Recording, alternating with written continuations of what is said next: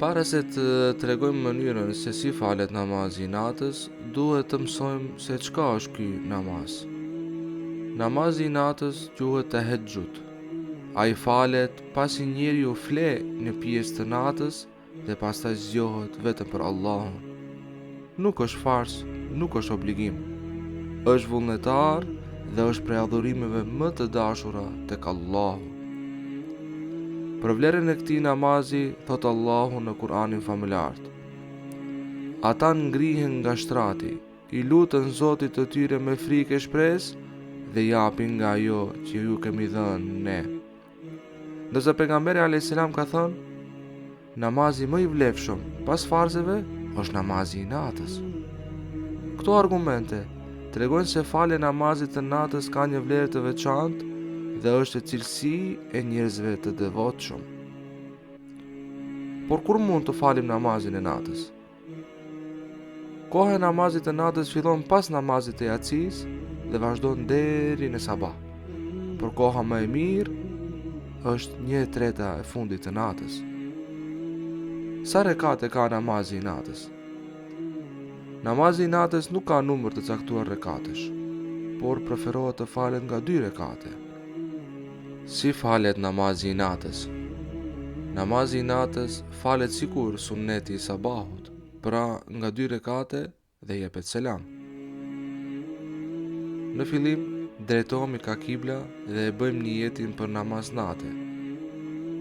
Marrëm tekbirin fillestar Allahu Akbar dhe lidhemi në namaz.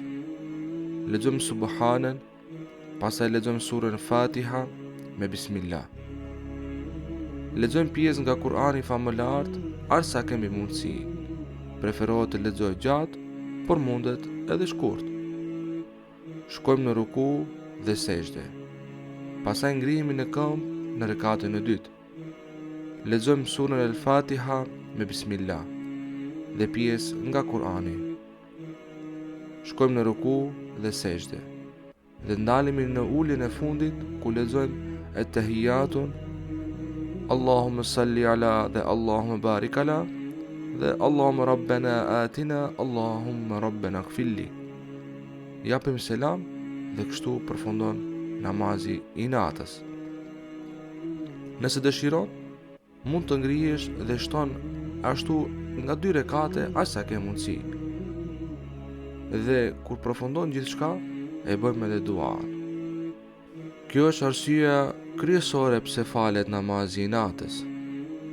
Pas përfundimit të namazit, kërko falje, kërko zgjidhje problemesh, kërko shërim, kërko udhëzim, kërko atë që askujt s'ja ke thënë, sepse kjo është koha kur duaja nuk refuzohet. Ndoshta njerëzit janë duke fjetur, po në atë moment Allahu po të dëgjon ty dhe ndoshta një natë, vetëm një sejdë mund të ndryshojë krejt jetën tënde.